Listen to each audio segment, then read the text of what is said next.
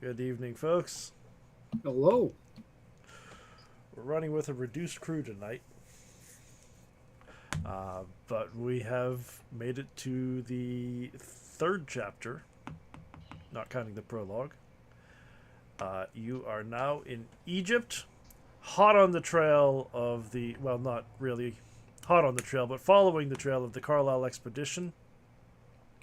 And in the reverse order of your departed friend Jonathan Hammer's investigation. You didn't mention this before, but you would know that when he visited Egypt, it was for a very brief period of time. You don't know what all he did while he was here, but he actually spent time in his other destinations. In Egypt, he hit ground and kept on moving.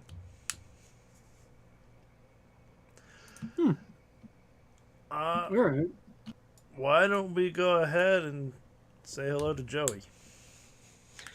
Hello, I am playing Connor Leone, and I am the group's transportation expert and mechanic. I have no idea why I'm here. The only other person here tonight is Terry. Hi, I'm Terry. I play as James. I am the nerd, the medic. And if your protagonist line is ever going to be true, it's probably true in Egypt. Yeah. I was gonna say that, but I was like, My time has come. I think I should stop saying that. When we left off, you had made it to Egypt. You had found a hotel. James went to the museum, made friends with Dr. Ali Kaffour, who is the curator of the occult collection. You managed to impress him with your translation of an ancient document, and he's decided to believe that you're actually a valid student and spend a little time and answer some of your questions. On the other hand, Connor and Birdie did a little bit of a tourist trip. You went shopping. You headed out to the Great Pyramids. I will mention to you, Connor, you did... Oh, good lord.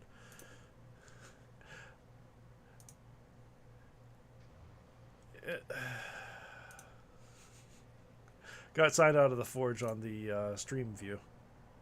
Ah. So I'm fixing that now. You did notice while you were doing your little tourist visit to Giza, there are the remains of an archaeological dig there. Not from the Carlisle expedition. That was several years ago. Looks like there was one here fairly recently. It's no longer present. Okay. But, James, I think after the conversation we had last time, the museum's going to be closing. Dr. Kaffour is going to be telling you that if you want to come back tomorrow, he'll be happy to continue your conversations, but he does need to wrap things up for today. Yeah. Yeah. So we will be moving on to Wednesday the 15th. Do you have anything you want to do this evening? Or are you just going to have dinner, talk about your days together, and move on? Probably see how their day's been going, if they got my clothes. Yeah. Talking about the clothes that we bought, the wonderful silks and the interesting food here, and mostly being a tourist and then talking briefly about what we've learned about the expedition and the dig and stuff like that we've learned about. So we'll be talking briefly about that too, of course. Yeah, speaking of the food, there is like you can get falafel here, you can get shawarma, like this. You have probably never had this type of food before. Oh yeah, And absolutely. I don't know how adventurous you are. Connor would pick the thing with the funniest thing to say in his yeah, and he would 100% go for the shawarma I was about because to that is say, a I would funny assume that sounding James word. would go and have some dishes that he would recommend. That makes sense. You have been here before, haven't you? I've been here before. I know some of the, or I should know most of the food. Yeah. And you would know that food around here is excellent. Yeah. Oh yeah. Especially coming from Egypt, where I imagine you ate a lot of stuff that was boiled.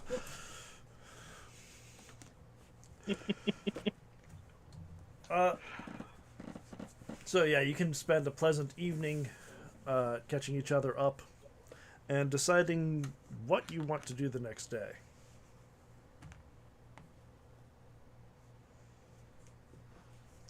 You can go back to the museum, continue talking to Dr. Kafur. There is the newspaper. Hammer tended to be acquainted, at least with journalists in every newspaper in every town he went to. There were references to Omar al-Shakti in the letters you obtained in England. You know that Warren Bezart was an art dealer and a curio dealer. That Hammer intercepted a letter from him to Roger Carlyle, or not intercepted but obtained.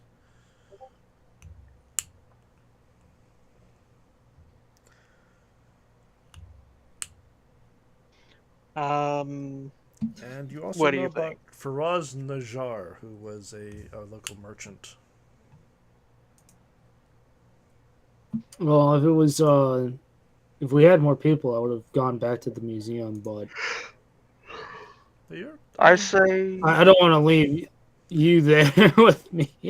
the two of you yeah. can go Connor back would to the just, museum.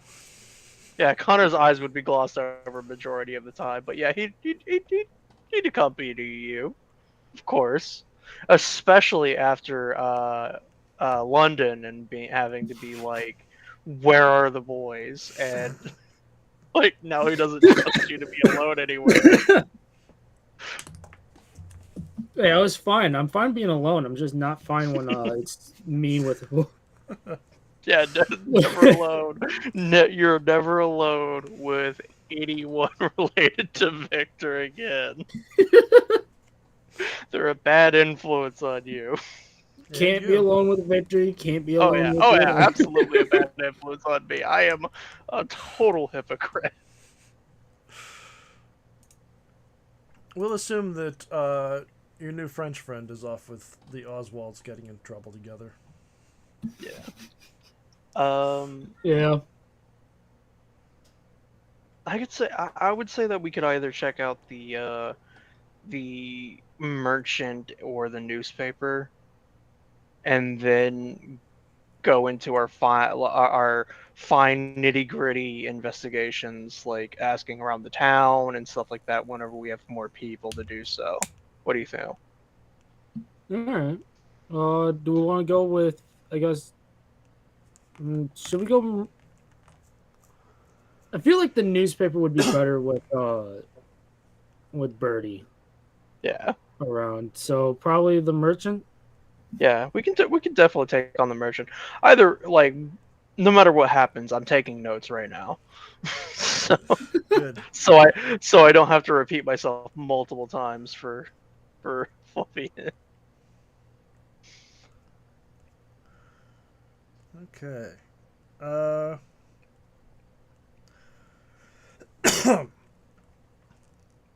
So you know about Warren Bizarre, who connected Carlisle with some local merchants, and arranged the purchase of some artifacts.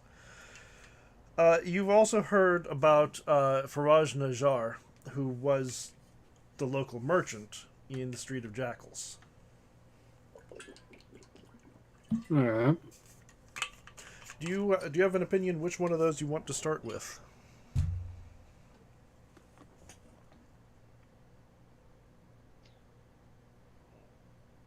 One more time. Sorry. Warren Bizart is the agent who connected Roger Carlyle to local merchants and arranged the purchase of some artifacts. And Faraz Najjar was a local merchant from whom some artifacts were purchased. I'm just wondering which one you want to start with. I think Faraj Najjar, because we spent time, because we learned about those trinkets through the warehouse that we investigated, right? And we might be able to find more information about the navigational trinkets that we found. Okay. Or is that related in a different way? That might be related in a different way, but it's a place that it's something that I'm going to try to take a random stab at. At least that's what Connor's interested in. That's fine. Okay. It'd be interesting to figure out what those are for. Right. Like, even though sadly I never actually got to see them. Like, yeah, 100%, 100%. No, you don't. You don't want to know anything in this setting, but I want to know. All right.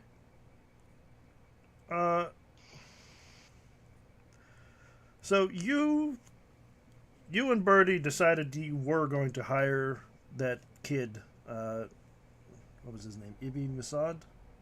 Ibi Musa. Ibi Musa. You decided you were going to hire him as your dragoman, huh? I believe we decided to hire that kid. Yeah. Okay. Yeah, believe they did. So the next morning, I assume that you've made arrangements with him for what time you wanted to leave the hotel. He'll be waiting for you bright and early when you make your way down to the front desk, and tell him that you want to find a particular merchant in the Street of the Jackals, which he can tell you that it's a long street. Well, it's a neighborhood in Old Cairo, and I just am not certain. Is this where you want to go? Yeah. Like, he's asking the tourist, "Are you sure you want to go down this dark alley?"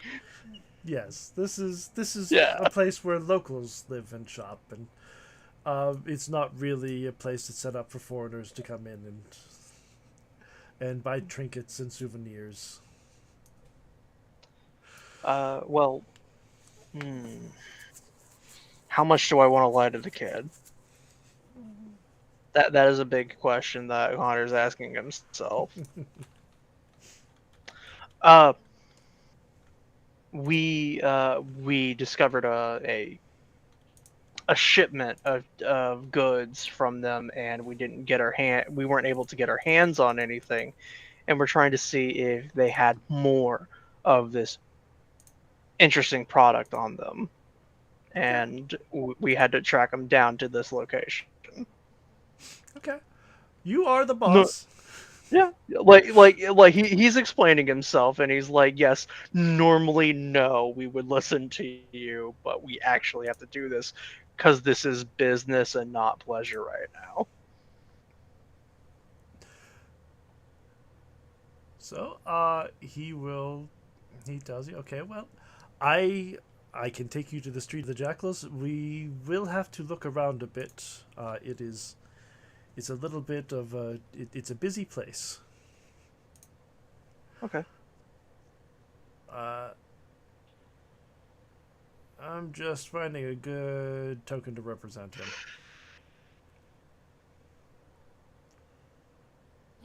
Is it just me or is Connor invisible? I am 100% invisible, and I'm going to use the superpower. Are you invisible? I can see you. Yeah, I'm invisible. No, I can't see him. Yeah. Oh well. You might have to As long as he's refresh, visible on the stream. because Yeah. I'm looking at you on the stream. Okay. Yeah, as long as I'm visible on the stream, I don't mind. Yeah, I can make see you my outline and my and then name. bring you back. Nope. Okay, there's a good chance that you're not logged in. Yeah. It's probably the same for me then. Yeah, I'll be back in a sec. They will be back in just a second.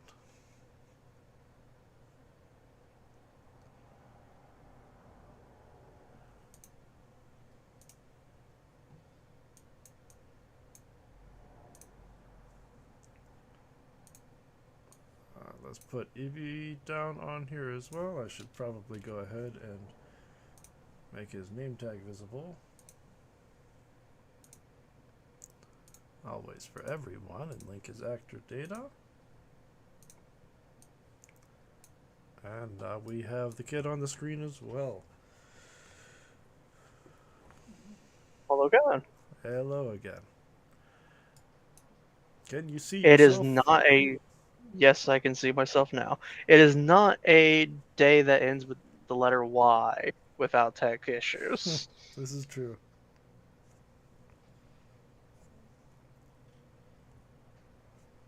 There we go. Perfect. So, he will explain to you the difficulties in finding the place. There's not really a map of Cairo because the city has doubled in population within the past 20 years. Yeah. There's a telephone directory, but almost nobody has a phone. So yeah, it doesn't really list many of the places. But he can get you to the Street of the Jackals and ask around as you make your way through the neighborhood. It is probably going to take... It's going to take half an hour to an hour to arrive at the location. And he's going to make inquiries as you make your way through the neighborhood. Mm-hmm. Neither one of you actually speaks Arabic, do you?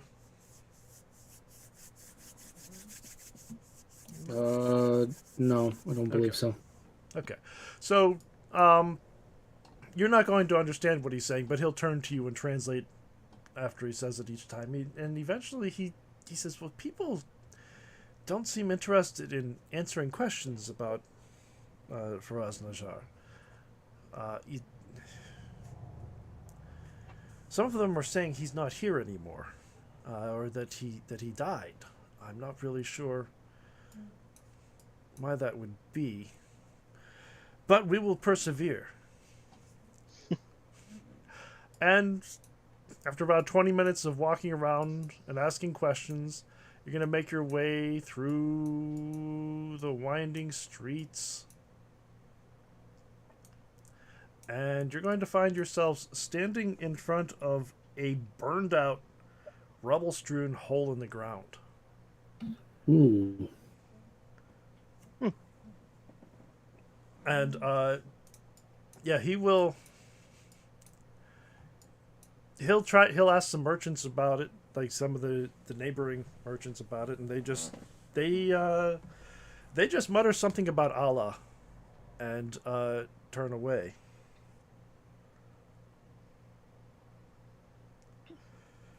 But eventually, through asking passersby, he manages to get out of them that about 5-6 years ago, a hideous demon descended on the shop and set it on fire. Ooh.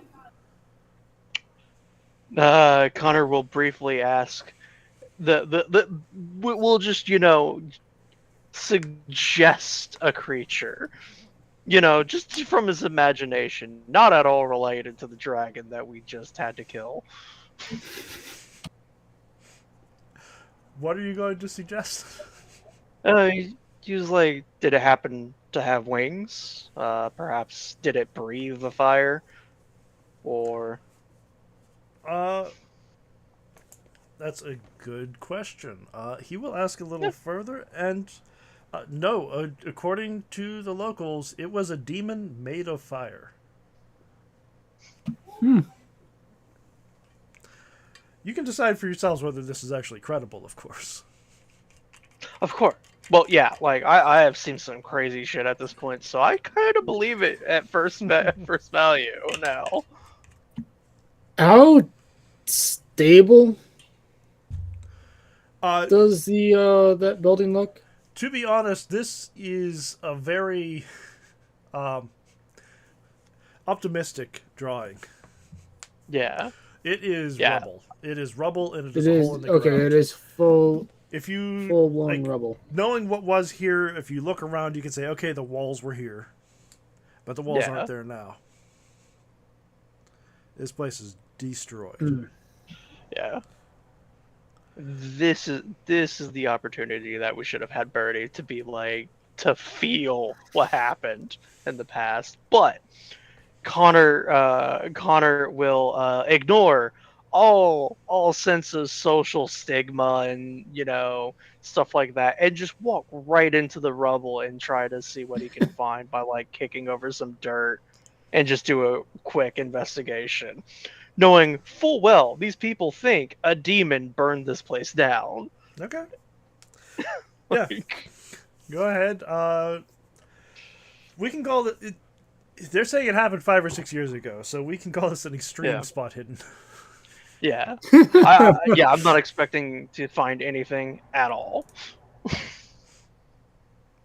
was about to say Yeah. Roll difficulty extreme. maybe something.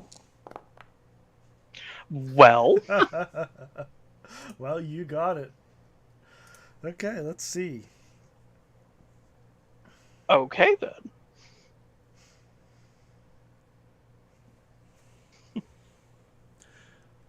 I think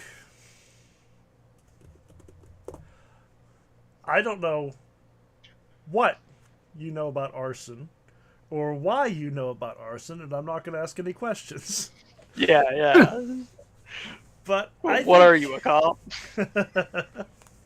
From whatever methods you have for recognizing these things, you're going to tell that this was clearly an immense fire, but not like an immediate one. And you feel like, as opposed to some you've seen, there's a good chance that anybody who might have been in the building at the time would have had enough warning to leave. Yeah. Alright. So it just happened out of nowhere, and there was a lot of panic.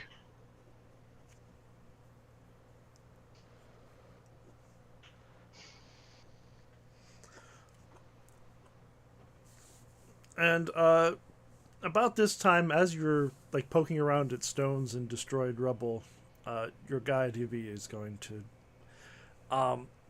delicately suggest that sometimes information can be obtained with the application of money. That is a fair assessment. And that though the local shopkeepers clearly have an aversion, sometimes they have an aversion to talking about what happened here, but sometimes you can get a little more if they feel like it's worth their while.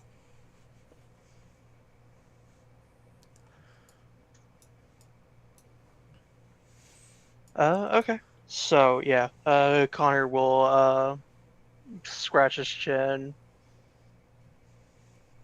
do another, like, quick kick of the dirt, be satisfied with what he's, acknowledged and learned, and says, okay, let's go visit another stall and see if they were there the day or night of, and make a considerable donation to their store. So, why don't we consider that to be a credit rating roll? Which again, Where? When we need Birdie. You are pretty darn well off for a mechanic, though, Connor. oh yeah, he is, yeah, he is incredibly well off for a mechanic. Are you kidding? Okay. You're better off than me.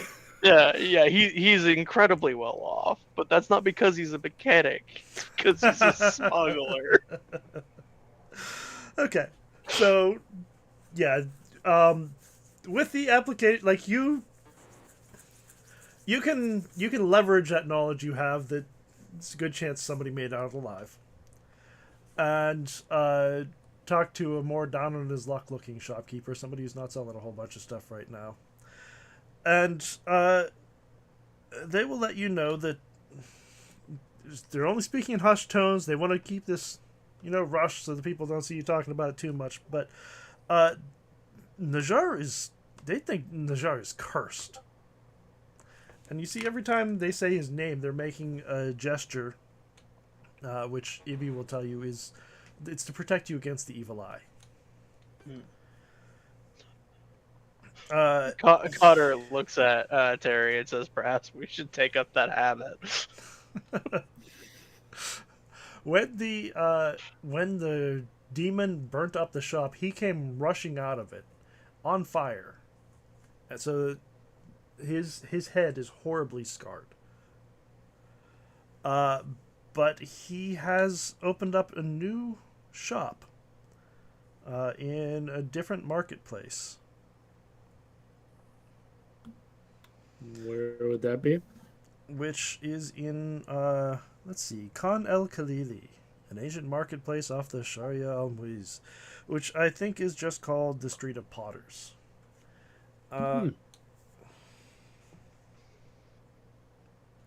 And this is, Ivy will tell you that, like, obviously he'll thank the shopkeeper if you don't have any other specific questions for him.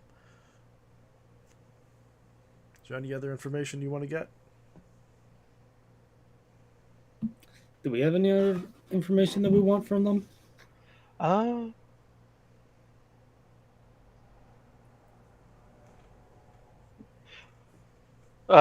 Connor will be like walking away and sighs and turns around. Ask them if they know anything about the Carlisle expedition. There's a good chance they don't, but He'll ask that question and confirm to you that no, this random shopkeeper doesn't really have any information on it. But it's not a bad idea to ask. Yep. With this kind of game, you gotta ask that with every new person you meet. It's the thing you gotta get out of the way first. And Connor, whatever the store is, if it's like like a fruit stall or something, Connor will take up something, gesture that he's taking it after the generous donation that he's already given, and walk away. Yeah, you can grab some fruit. Yeah.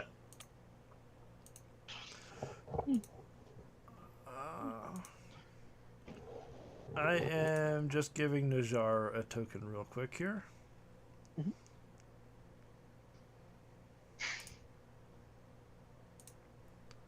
Connor's got a way about going about business that lacks all etiquette and grace, and it works, and I'm for it. Well, if you've got money, you can get away with that sometimes. Yep.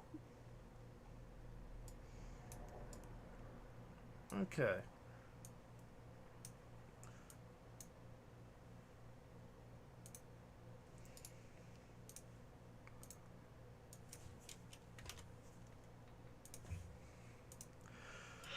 So,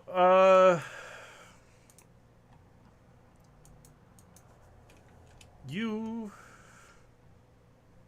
will follow your guide again. It feels like you're in a maze. Like, it is difficult to understand how anybody around here lives their normal lives. But he leads you through this tangle of streets, and you realize that without a guide who knows the area, you would be walking around for days just trying to find places. Oh, yeah.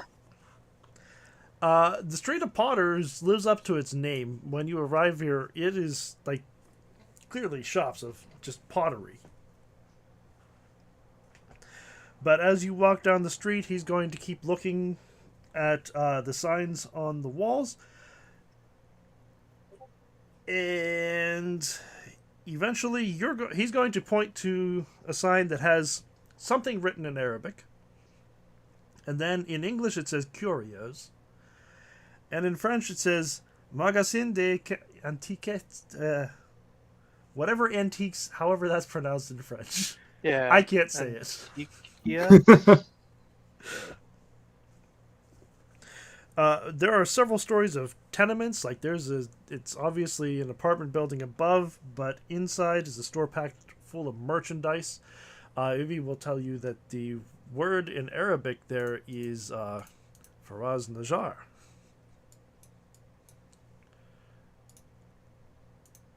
And Yeah.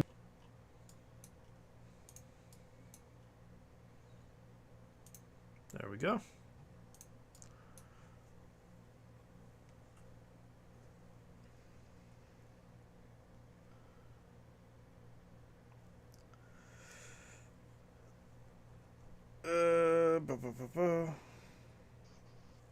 Yeah, so By the way, I just typed the phonetics of how to say it on TJ because I was curious. there he will so he'll point you into the shop. Looking through the door, it's full of pottery and little curios, little curiosities. At a glance, nothing that looks very important. But there's Alright. a man inside in local business clothes. He's wearing a nice white suit and a red fez, and he's kind of, as he talks to you, he's kind of facing a little bit to the side, keeping half of his face away from you all the time. When you poke your head in, he says, in slightly accented, but in English, he says, greetings, my friends. I'd love to show you some of my wonderful antiques, my magnificent and ancient wares.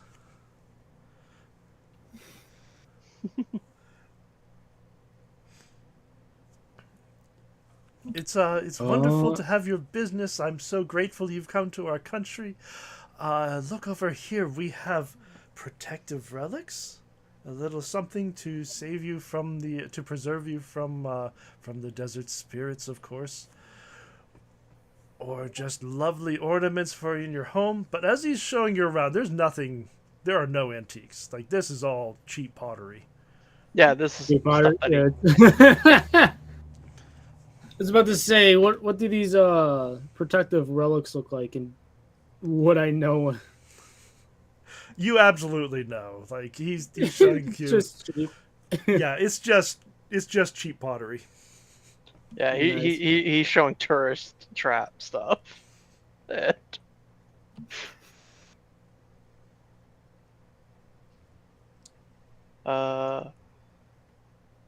Well, so far you've been taking the lead. I'll let you take the lead again.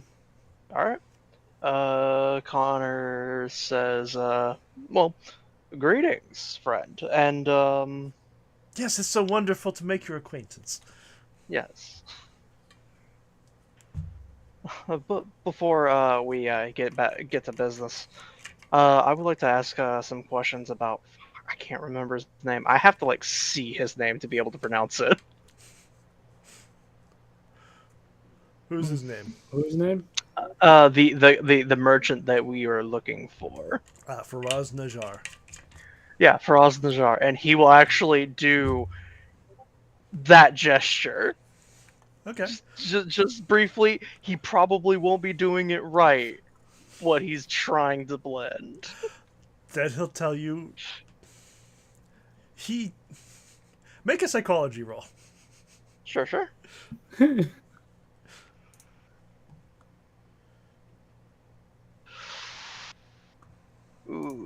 Okay, and nope. Okay. There's no way I'm rolling that luck. Would I be able to make it? You can both do it. That's fine. Yeah.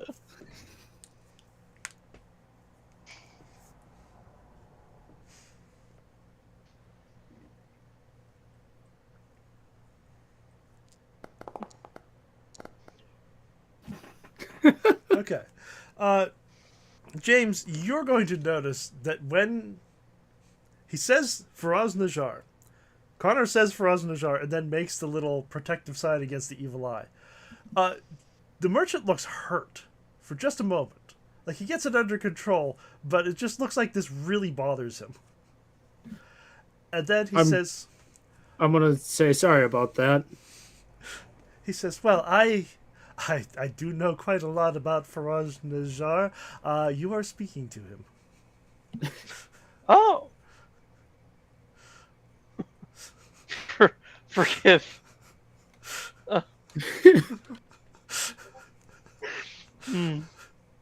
Forgive me of my rudeness. Oh, no, of course. I understand. Najar's name is, is looked on with fear by some now. Yes, I took up the habit of doing so because it's a way to blend. You understand, my friend. Yes, of course. But there aren't many questions to answer about me. I am a merchant. I provide the most magnificent and ancient wares.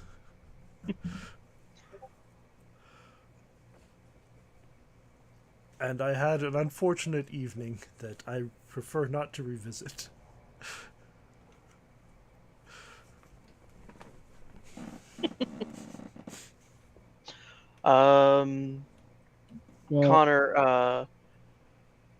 Connor will like pull out like a little sketch pad and quickly like scribble down like one of the sides of the machine that he got his hands on, and he tears out his page and he says, well, a while back I saw that your name was on a shipment of something, and I was so fascinated by this machine. My accent has left me. I'm going to interrupt you for just a moment. Mm-hmm. The machinery was not from Egypt and not going to Egypt.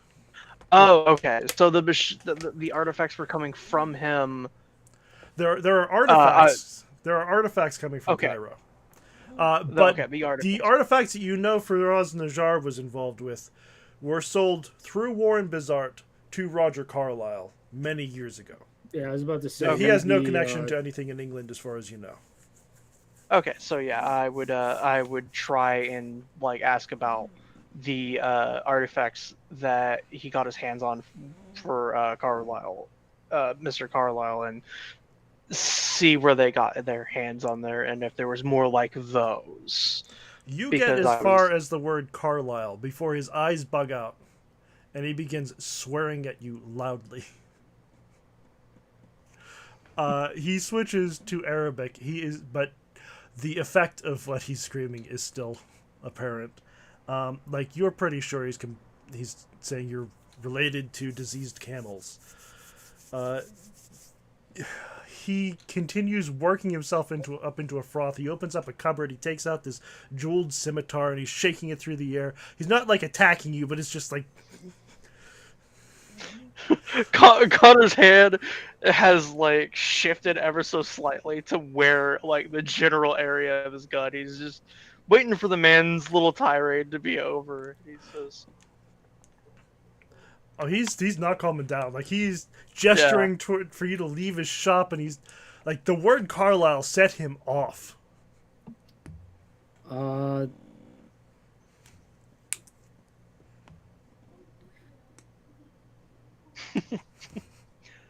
Connor says, "It seems I must have offended you in some way. I'm deeply sorry."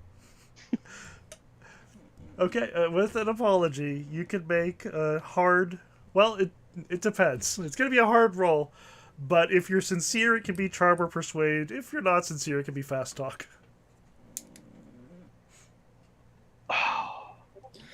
See, Connor wouldn't care if he did hurt their feelings by asking questions, but at the same time, he is so bad at fast talk. You can choose whichever one you want, is what I'm saying. I think I'll also apologize and just say I just want to know more about like what my family did out here on that expedition. Okay. And So a hard charm. Yeah, I think it's gonna have to be Connor making the roll because he's also the one who Yeah. ticked him off. Oh yeah, I'm the one that you said it. set him off. Oh, I did not get it. I did not get Oh, it. Jesus! Is that the first one we've had? I think so. All right, yeah, he is actually like he's going to actually come at you as you're saying this. Like he does not believe you're sincere. He is trying to drive you out of his shop, and he's willing to use the scimitar if he has to. Yeah.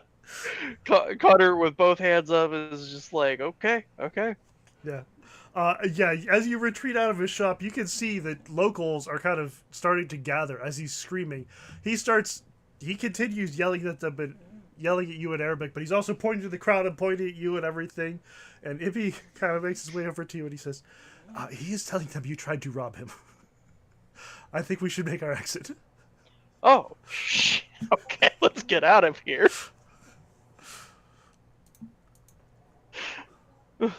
Yeah, so if you make your way, like the people will watch you go, but they're not worked up into enough of a rage to actually chase you yet. Yep. I hate to say this, James, but I think I think your father might have ripped him off. I don't think it was just my father. I think it might have been the rest of the expedition.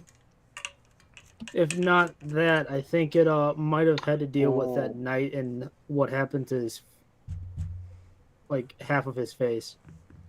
He might be cursed. Yeah, I should have mentioned that. As soon as he actually lost his temper and was like screaming at you, he stops being so careful to keep his face turned away, and yeah, he is horribly disfigured on half of his face, like horrible burn marks. He might be blaming you, blaming your father for his curse on his head, which is most likely real. But for now, let's just say, yeah.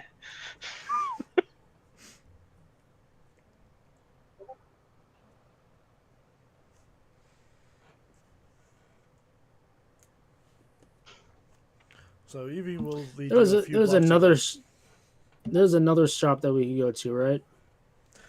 You could try to track down Warren Bezart if you want to.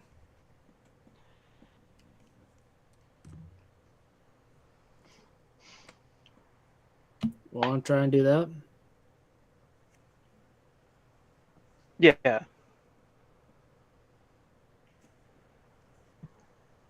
So we're gonna tail the name. I think we're just gonna let him just chill. I don't know if we're gonna ever come back and harass him again about that. Well, if we do, we are sending Birdie and Victor to him instead of us. We're burned. There's no way we're coming back. So say mainly we are not buying pottery. We are not going to be buying pottery in the future. That's all I have to say on this matter. Yeah. It would probably be better if you, Connor, kept your distance or had somebody else make intercession for you. Or oh yeah, Connor is absolutely thinking, "Oh man, I gotta leave a country just because I talked to the wrong guy again." We just got here. You didn't get a lot from him, but I feel like this is still information. Yeah. Oh yeah, there's something that happened here, because just saying the word Carlisle to the man made him chase me away with a scimitar. Yeah, there's something here. I would say it's safe to assume that there's some type of like cult activity again. Maybe. Fiery demon that burned the building. Yeah. Connor if we're going off of that. Connor would suggest that he blames the expedition for the source of his bad string of luck as of late, kind of thing. You know what I mean? Mm-hmm. Like, it could be that, or it could literally be he is blaming the expedition for sending that demon on him.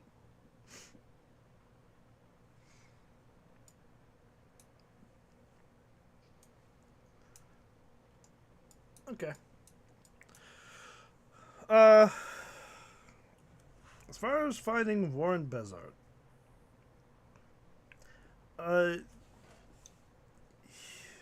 your guide is going to suggest perhaps you can go to. See, by his name, he's clearly a French citizen. So you can perhaps check with a French embassy, with the French ambassador's office, or possibly go to the police station. They might know of him since he seems to be important. But if you're going to get his contact information, you should come up with a reason why you need to know it, so you can get through the official red tape and everything. It does appear that Ibby himself is a little curious about why you're looking for him too. But he is discreet.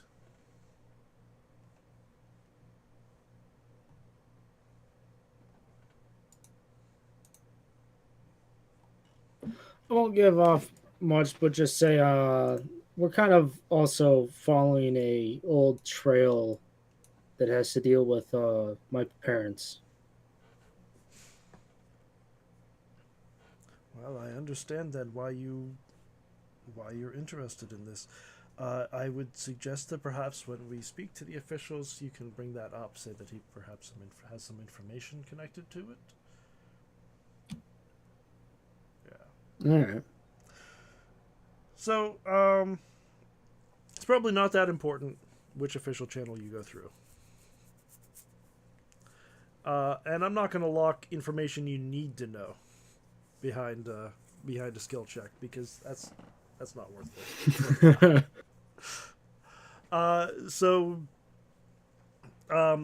You can go. We'll assume you go to the ambassador's office and you say that he was connected to Roger Carlyle, which they can probably verify through their knowledge of his business dealings. They will give you his address, which his current address is the Red Door in the Street of Scorpions. That doesn't sound ominous.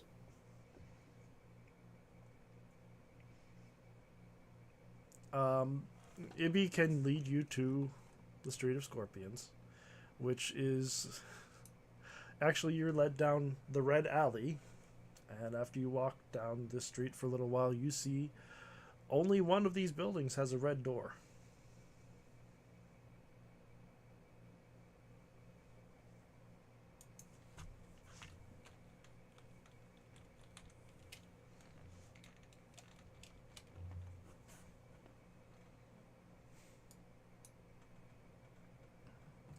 And it appears to be some sort of shop. All right. Well, Connor, let's try and not make this owner angry.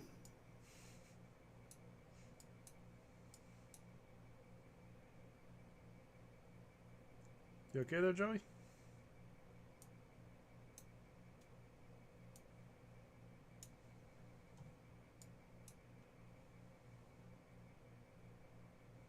Uh-oh. Joey's audio is not. Oh. That's not good. No, that's not great.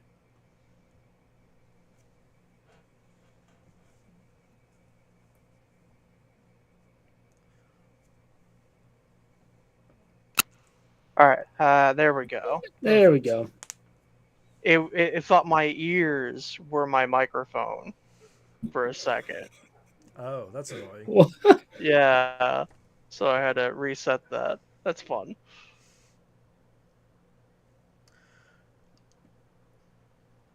How does it mess up your input and output? There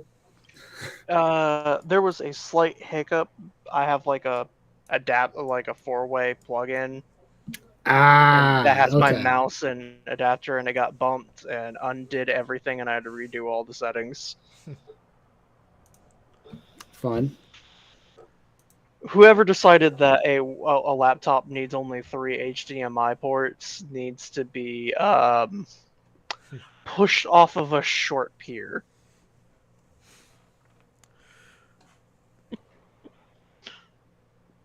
But you can make your HDMI ports, that's a lot. What to say, hold on, you HDMI? You mean I believe you say USB. I was about to say USB. Yeah. I was about to say Yeah, I that's a meant to say. lot for a laptop. I got 4 monitors? Man, that sounds like a dream. I don't think you could run it, but that sounds like a dream. Oh, absolutely. This laptop could run 4 monitors, but I wouldn't want to do that. That sounds like a headache. I'd be buried in cords. It was already terrible trying to do that with one. So, Evie will lead you. He'll open up the red door for you, and as you head inside, it's a clothing shop. All right. There's cloth hanging on the walls. There are dyes sitting on the floor. You can see that the proprietor is actually working on dyeing some cloth right now, but when he sees you entering, he leaps up to his feet. He barely speaks English, but he can go back and he can talk to you through Ibi. And he introduces himself as Abu. He says he would love to provide you with some appropriate desert clothing for while you're here. All right.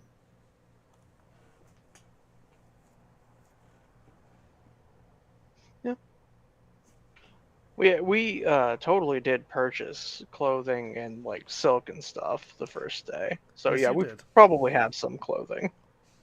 Yeah, but this is like you just walked into a clothing shop and the guy's just trying to sell you some clothing.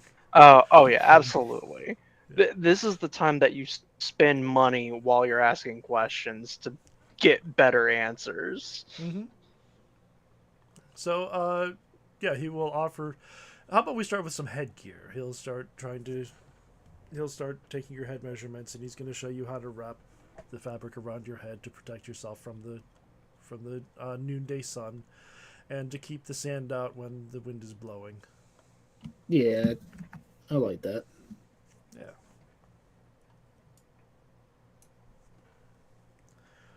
And then he asks, "What other clothing you gentlemen would like to purchase while you're here?"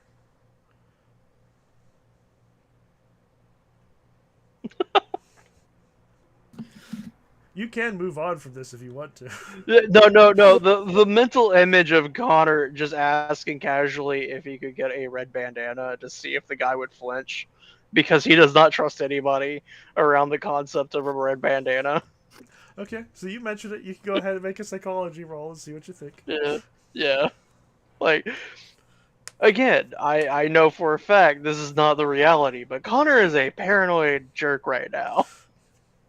You've run into problems a few times. I don't blame him for being paranoid. Yeah. Everywhere you go, there's a cult these days. No. What in the world? Back to back. Okay. Yeah. You mentioned a red bandana, and you're absolutely certain that he reacts as though he knows exactly what happened in New York. Like, you just see it in his eyes. He knows that you escaped from their clutches. Like a soft narrow of the eyes and a nod of acknowledgement, and he says, "Hey," Connor says, "I'll take two."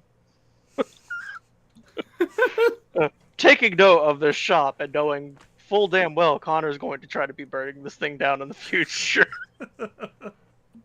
Jesus Christ. I'm just gonna look. Like, what are you doing? What do you mean?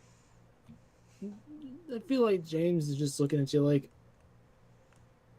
you okay? We'll talk later. Anyways, what were we gonna ask for questions again? Well, this is the address of Warren Bizarre.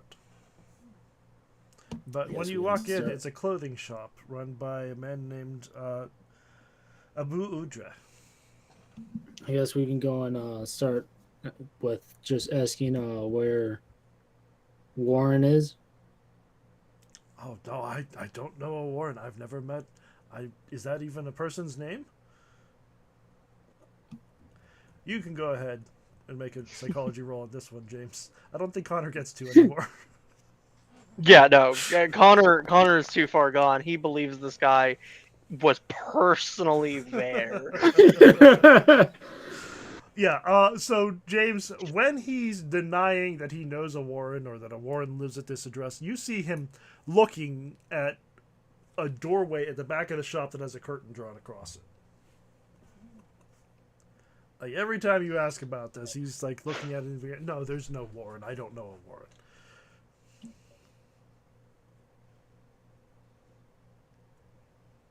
I'll just smile and say, no, really? That's a shame. I wanted to ask him if he had any information on what happened with the Carlisle expedition, or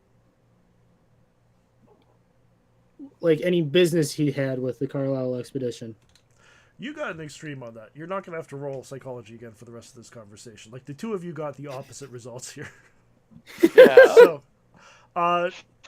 when he denies knowing anything about the Carlisle expedition, this part is genuine. Like, Abu has no idea what a Carlisle expedition is or what you're talking about. But he's definitely lying. Warren is definitely in that room behind him.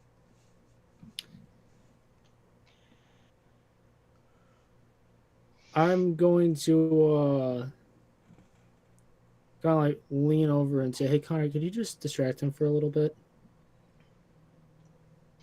Oh, I see what you mean. Yeah, I'll distract him for a bit. Get him fixated with measurements and clothing. Something. I'm going to take a peek in that back room. Connor is picking up on subtle cues that are not there anymore. the wrong cues. Okay. So Amy will stay here and keep translating with you. What are you going to do to the shopkeeper to distract him? Oh yeah, Connor is going to be casually talking to this man about his time in was it New York? We were in New York. Yes. Yeah, his time in New York, and he visited a couple of shops, you know, and there were a bunch of men there that wore their bandanas in such a fashionable way. Bananas in such a fashionable way. Yeah, he is confused and growing more and more alarmed. Yeah. So I think that is going to be enough to keep his attention. Oh yeah. He's gonna talk about it, and he's gonna kind of like talk in a general like stabbing way, but the guy has no idea why I'm talking about bandanas. I'm using the wrong word and everything. Like, you're distracting him, but not the way I was expecting. Oh yeah, it is. But it's working, and I'm gonna go to that back room. Yes, it is. Okay, James. You can sidle back to the curtain at the back of the room and slip through. This is a tiny room. There's a tiny room at the back of the shop. It is nearly filled with a foul bed on the floor, filthy cushions, a low table, and on the bed in this room is a man looking at you furiously with wild eyes. I believe we have something to talk about. The hell do you want? Who are you? What do you? How did you find me? Well, your buddy out there was not very convincing with saying you're not here. First off. God damn Abu. Second, let me formally introduce myself. I am James Reed. I would like to talk to you about the Carlisle expedition. And see if I can gain some more information from you.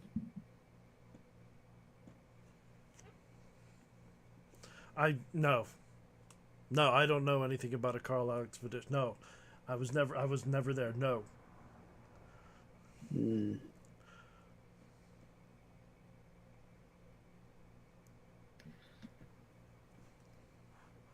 You're not lying to me, are you?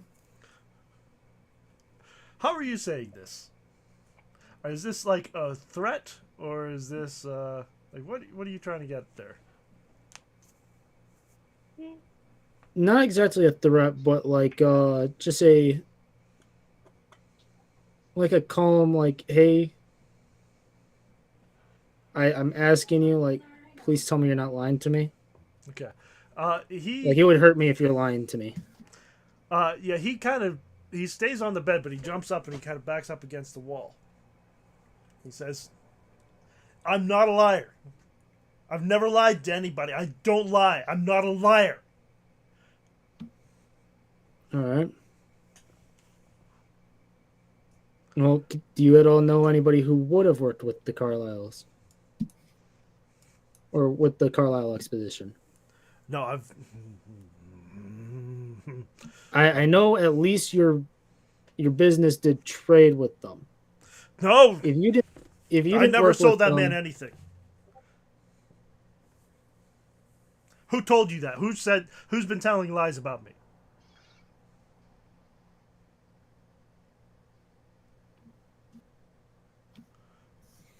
just stuff that I picked up on my investigation. You're not in trouble. I just would like more information about the Carlisle expedition, as I'll kind of go with more of a sad expression. Okay. While you're in here, there's an acrid smell in the air. I would like you to make I think probably a natural world check. Natural world, or I suppose medicine.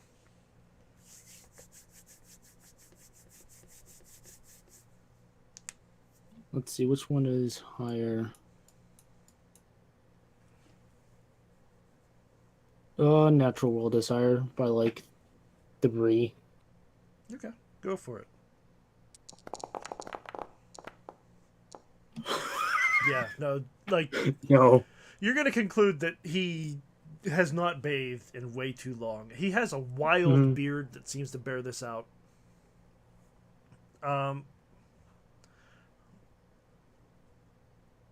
And I'm afraid that just looking sad and trying to get information on the basis of your family has no effect on this man. He starts, in fact, you see as you're talking to him, he's kind of making his way, sidling around the outside of the room, trying to get to the door.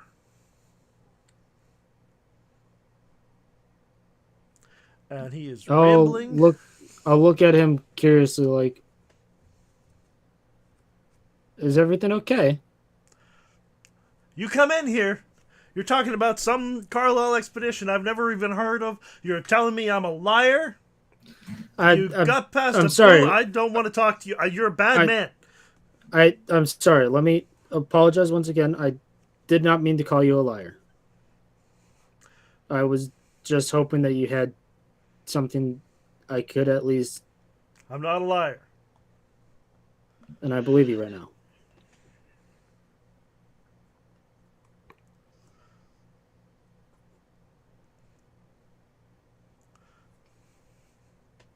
If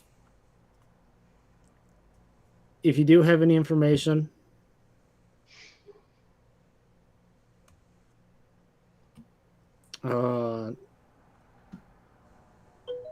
basically, how would be a good way for him to get into contact without giving our hotel? There aren't really, outside of giving him your hotel location, there's not a whole lot you can do there.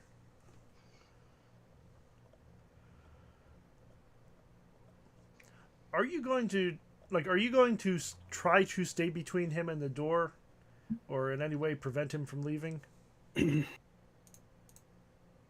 he's trying to make his way around you and get out the door. if he gets out the door, it only just gonna hopefully get. You know what? I will stand in between him and the door for right now because I am how I am playing this out so far is that I'm just gonna go and tell him here. This is if you have any information,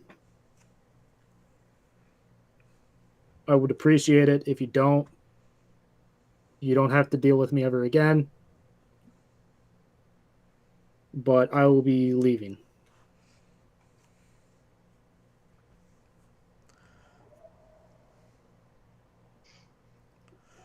You can write down your hotel and leave it for him if that's what you're trying to do.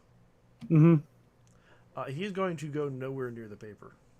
You can put it on that little table that's in here. He's going to stay far away from you and from it. He is clearly terrified. And he has lost his mind.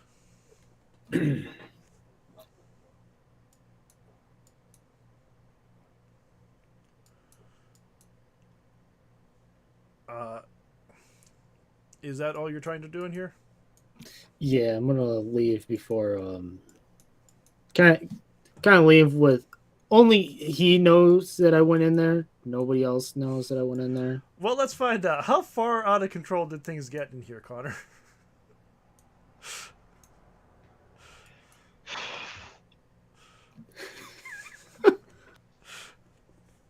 Like you did not fail a sanity check or anything. You're in control of yourself.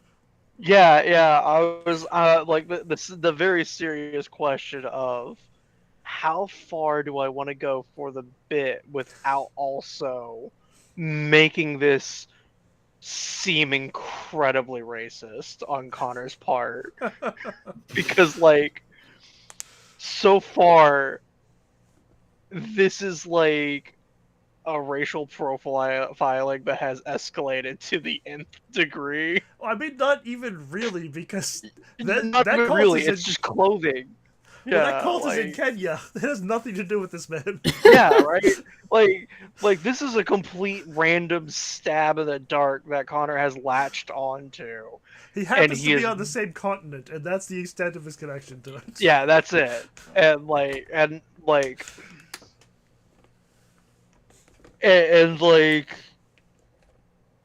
I feel I don't want to go any further because it can have some weird issues around it, but at the same time, it's very funny that I just showed up in this guy's shop and I am questioning him and talking around a subject he has no idea about while also buying items from him, like being the weirdest customer he will ever have.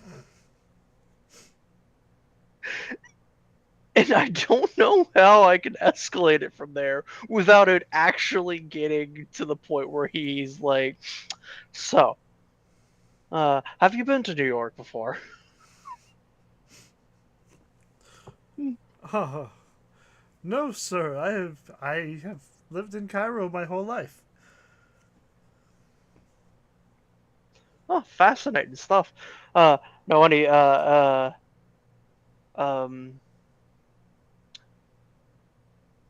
I don't know. It's just I like everywhere I go, it just points me to this direction of this this wonderful place. I went from New York to London, and now I'm here. Like it's all pointing here. To my shop, sir.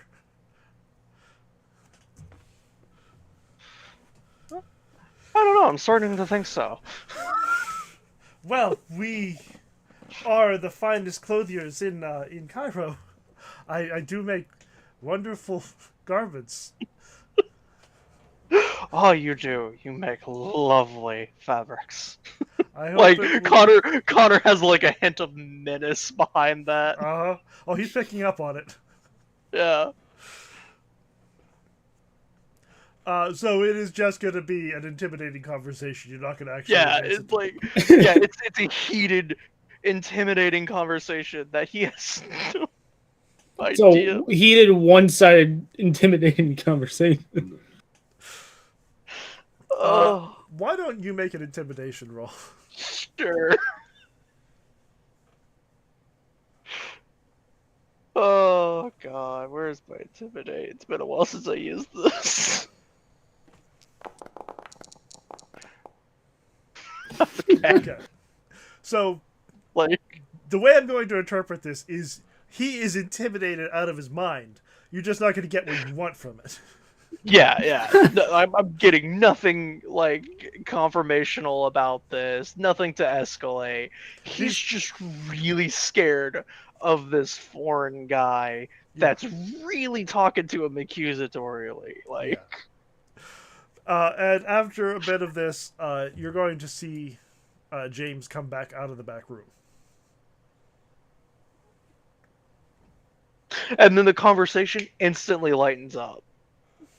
Connor instantly changes tone and stops being intimidating the second he sees James again.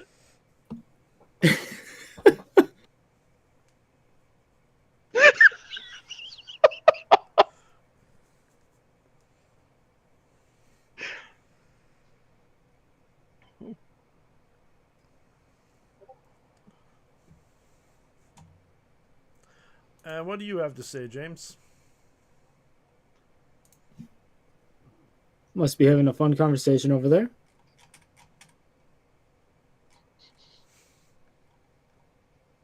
Oh god. We're just talking about New York, London, and how the clothes and the food are just so much better here. I agree. I'm so glad. I'm so glad, sir, that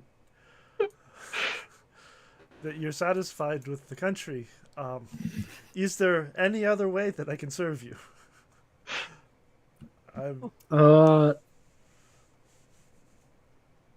Is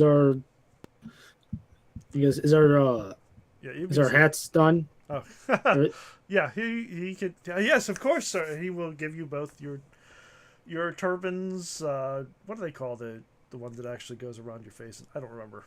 I'll have to look it up. I think it was an A word. But and he'll give you the 2 red bandanas that you ordered. I'll still like shake my head. Why did you order those again? Oh, I just thought they looked nice. You can tell Connor's just trying to put on like a good face, but you know Connor well enough at this point that he is gearing up for something. I'm not going to make you roll for this. As a result of this whole conversation, he does give you like a cut rate price. He doesn't want to do anything that might set you off at this point. He's giving you this barely above cost. Oh god. He's just hoping you don't come back. Yeah. Oh. Well, probably not coming back. I will go and say before we leave, like as we're walking out the door, have our translator basically just go and say, you might want to try and hide the fact that you might want to try better at hiding the fact that Warren was here. Also, make sure that he at least washes himself. That room is awful. Connor. Mm-hmm. There's no smuggling skill. I need something here. Let's see. I want you... Okay. I think stealth will work here. Mm-hmm. But I'm going to call it a hard roll because it's not the right roll. Just going to give you an opportunity here.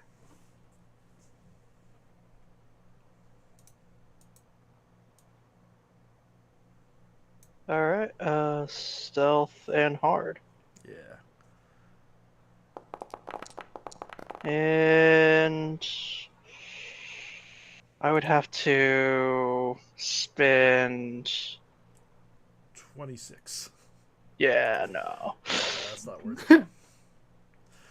Okay, so there is something vaguely familiar in the scent that washes out of the back room when James slips out and opens up the curtain. But it's too brief. Like, at the edge of your mind, you think you recognize it, but it's not important. You're too focused right now. Oh, yeah.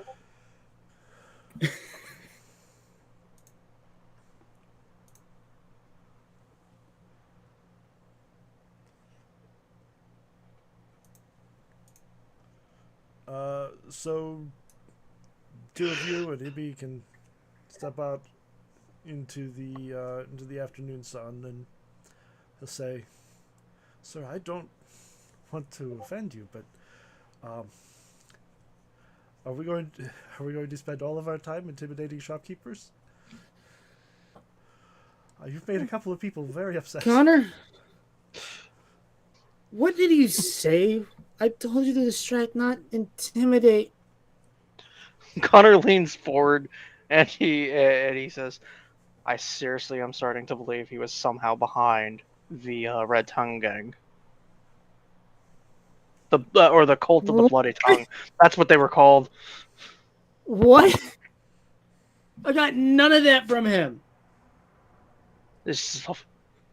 All I got from him was just he was terrible at trying to hide the fact that Warren was in the back. Or is it just a clever hidden thing? You know, put one thing in the front while you're messing with the back. Sleight of hand-esque. Connor, I don't think I have to remind you that you're the only one who has first-hand experience with this cult. Yeah. Nobody else understands them the way you do. Oh, yes. I know how they think. I know how they act. Even though that, Terry was also there. Yeah, James was also there. James was also there. Oh, he was there. He wasn't captured. He wasn't forced to have some sort of vision inside his own skull. Yeah. So this is 100% like random trauma that has happened in a different country. Do me a favor, stop pissing off owners. I'm just saying. And if they were, and I'm gonna go and do and if say he was part of the Bloody Tongue, pissing him off is not a good way to go about it. True. I'm just saying, for prosperity, he's the son of a bitch.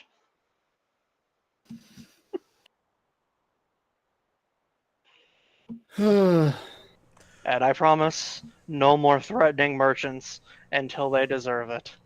I'm going to look at you, and then I'm going to look at our guide and say, I am so sorry about that. Oh, no, sir. I do not judge. I merely want to understand what services I need to provide. You shouldn't be having to help us, we shouldn't be putting you through this. I'm so sorry. I am the worst kind of tourist right now.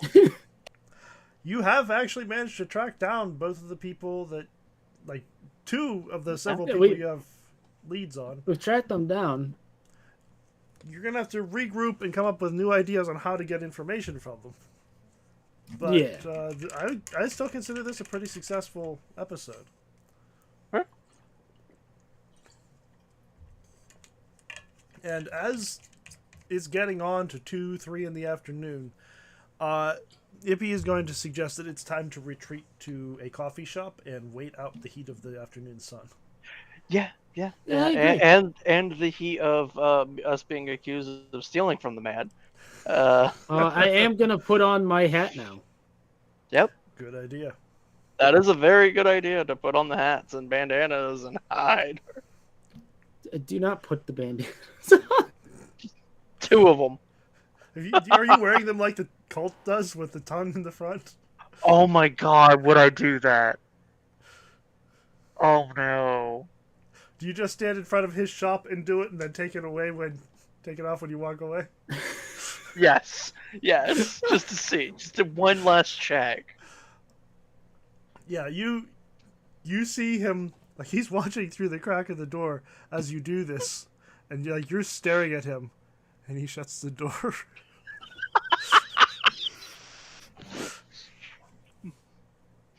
Connor mutters underneath his breath, I knew it. You hear a loud conversation inside the shop as you walk away. Can I catch a little bit of what that loud conversation? Like, I'm not gonna stick around to listen to it fully, but I want to hear if I. Yeah, it seems to be basically both of them are blaming the other one for the two of you being there.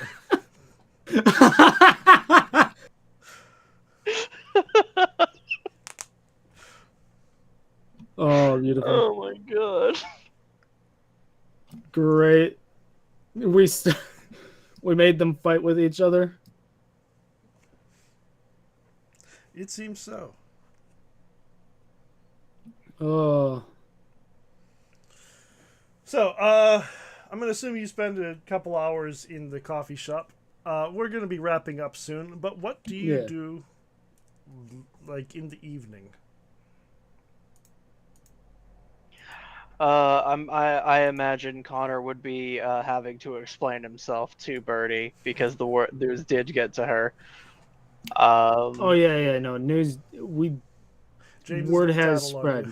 I'm not. I'm going to be like, rein in your. I don't know if we need to help you or what, but you're going a little crazy right now with Connor the whole bloody ton in New York. Yeah. Do you need someone to talk to? We're here.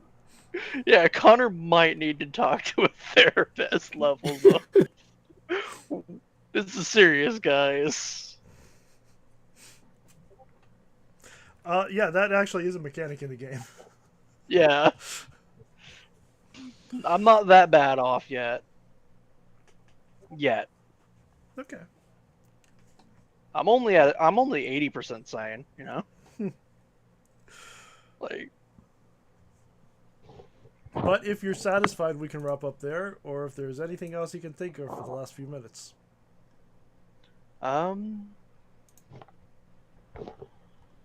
No, just reporting what we learned and the fact that I'm not allowed in Potter Street ever again. I'm just not going back there. And if you do, different clothes and I'm not allowed to talk. You're not allowed to take that headpiece off. Yeah. It is a nice thing about this part of the world is you can put on the local clothes and pretty much be invisible. Right. Yeah. And then just don't talk. You can be with us, just don't talk. Yeah. All right then. Thank you both very much for playing tonight. Yep. It was a lot of fun. It is a lot of fun. I think I have to start backpedaling Connor just a little bit, but I mean, what you did tonight was the result of rolls. Like that's rolling with what you got. Yeah. I still can't. Jesus. 2 100s. How do you fumble that bad? Right, 2 100s in a row. Back to back. That is. More than doubling the check every roll after my first successful check. Like, like that is definition Joey luck right there. One good roll, and then nothing but bad. We got to get you back to rolling low. Yeah. I think whatever luck-sucking demon found out that you're not supposed to roll low in this game. Because whenever it's a D20, they know I'm supposed to roll low. I went 5 months without rolling over 6 one time. Oh, that's how. Yeah. It was a very painful stint. Thank God for misdamage. That's all I gotta say. All right. Well, hopefully we'll be back next week with a larger crew. Yeah. Hopefully. Look forward to that. Have a good night, everybody. Have a good night.